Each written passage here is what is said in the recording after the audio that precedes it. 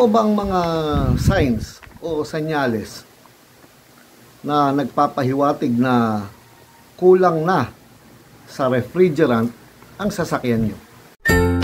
Mga ka-vloggers, welcome po sa akin channel.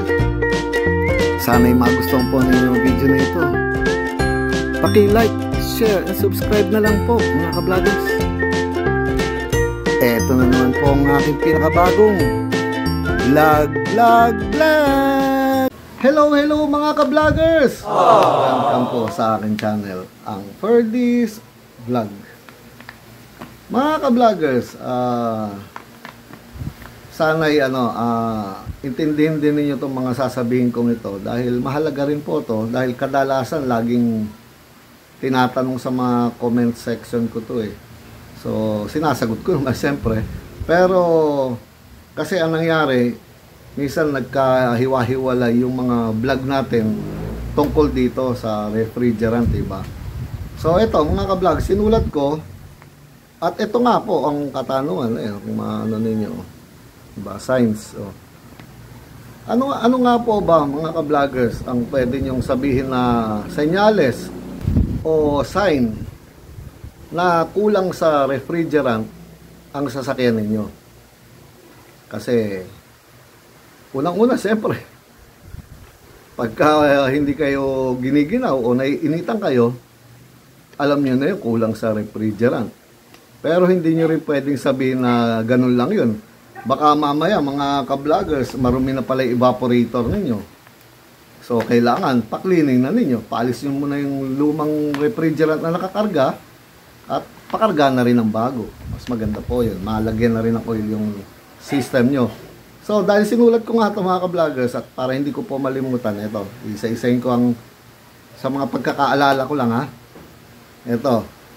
Isa na nga dito, yung naging topic na rin at isang vlog natin yon, kapag hindi pare-pareho yung lamig sa luber. Halimbawa sa driver side malamig, sa gitna medyo hilaw at sa kabilang side sa passenger wala nang lamig. Yun, kadalasan kulang talaga sa refrigerant yun na pagkakinargahan gaganda na lamig. Pero madalas din doon mga ka-vloggers kung sa amin na ang ginagawa namin doon, yung expansion valve kinakalibrate namin. Tinitignan pa muna namin kung ano reading niya para ma-i-adjust ko ng tama. Kadalasan sakal po yun na kapag na-adjust namin o na-calibrate, dadaan muna doon sa machine na kulay blue yun. Pag na-calibrate namin, hindi na mangyayari yung kahit kulang. Kung kulang, pare-pareho sila na walang lamig. Hindi yung malamig dito, banda rito, medyo doon sa kabila, wala na. Ito pa yung isa, mga ka-vloggers, na ano na rin natin to sa mga vlog natin, no? Yung malamig lang siya sa umaga at gabi, yung pagka medyo malamig ang panahon o wala masyadong sikat ng araw, maganda ang lamig niya, ibig sabihin kadalasan kulang sa refrigerant pagka medyo umaga at gabi lang ang lamig. Sa tanghali pinagpapawisan na kayo o hilaw na. Yon, isa po ang senyalis din yun ha. Nakadalawa na tayo ha. Yung isa, pag hindi pare-pareho yung lamig sa luber. Yung pangalawa, malamig lang siya pag umaga at gabi.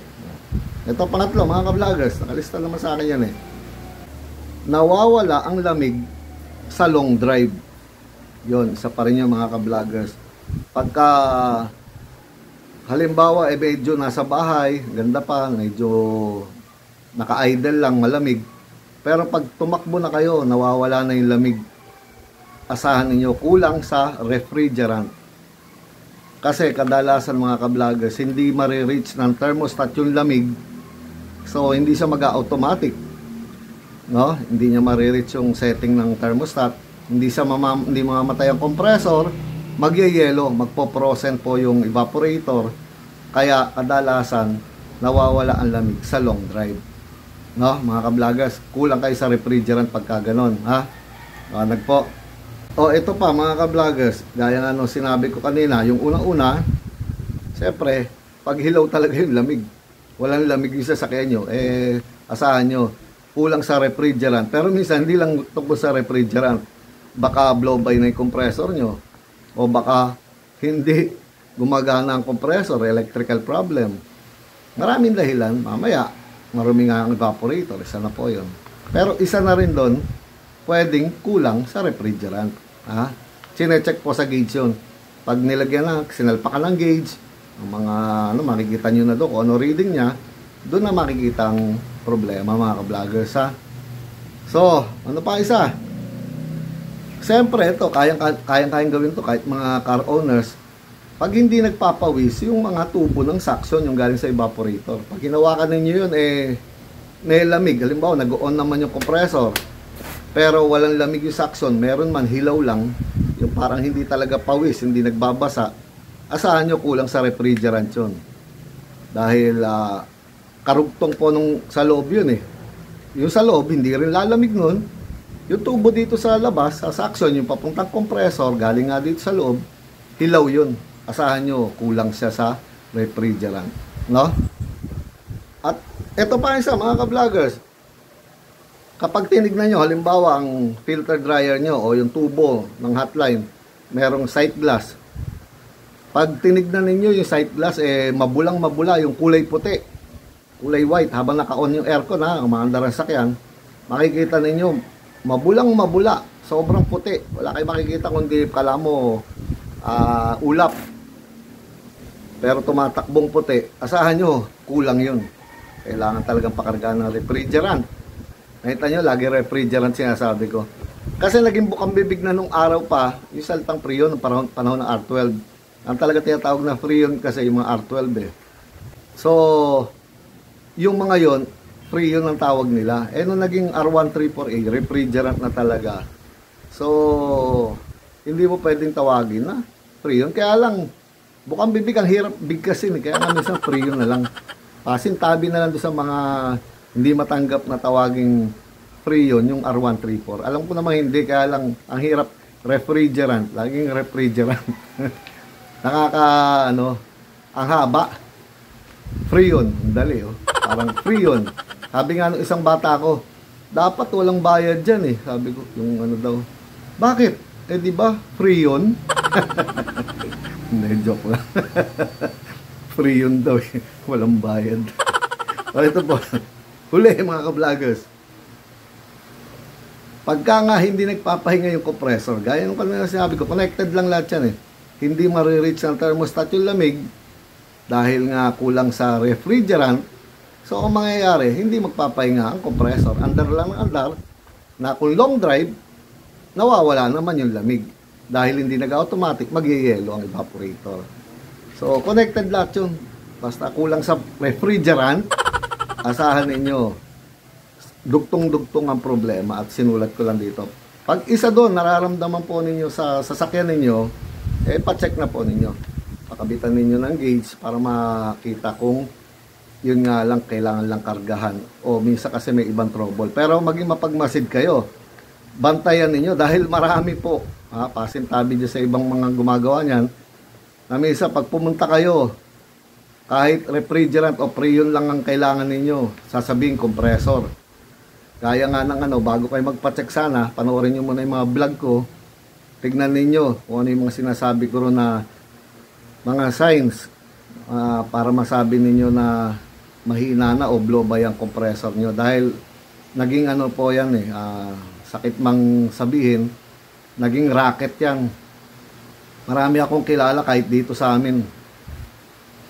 Pagpasok ng sasakyan, inakwento ng mga customer namin na ginawa yan Pagpasok daw ng sasakyan nila doon sa isang shop, hindi ko na sasabihin, may taong titingin sa ibabaw, may taong titihiga sa ilalim, walang gauge. Boss, sira yung compressor. Compressor kagad. Tinginan lang yun, walang gauge na nakakabit. Tapos may quotation kagad lalabas. Ganito siya, 30 mil, 35 mil. Nung chinek namin, kulang lang siya sa refrigerant.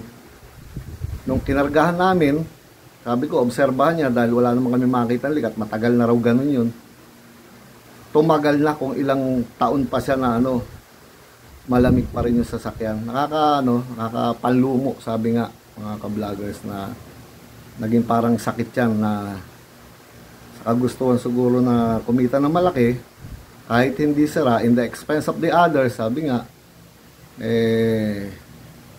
sasabihin yung ganon para mapaltan. At kung kayo wala kayong alam, papapalitan ninyo dahil gusto nyo lumamig, kukunin nyo sa inyo at may iwan na doon sa kanila. Siyempre, ang mangyayari, mabebenta pa nila uli yun.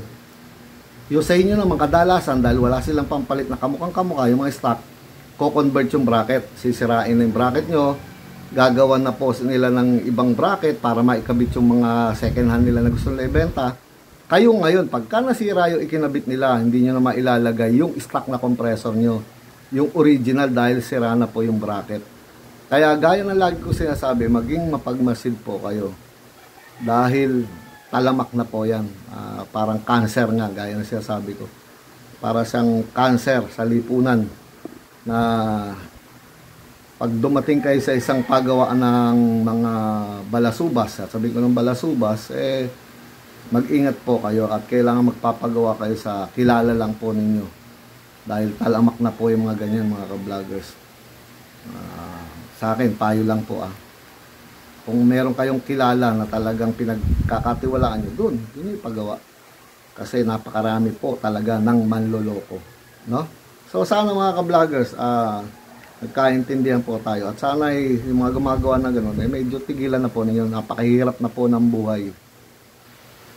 So sana po mga ka-vloggers. No? So ano pa po ba sasabihin ko mga ka-vloggers? Ito na naman po ang pinakabago edition ng aking vlog. Paalam mga ka-vloggers. Paalam po. Ingat po kayo. Maging mapagmasid.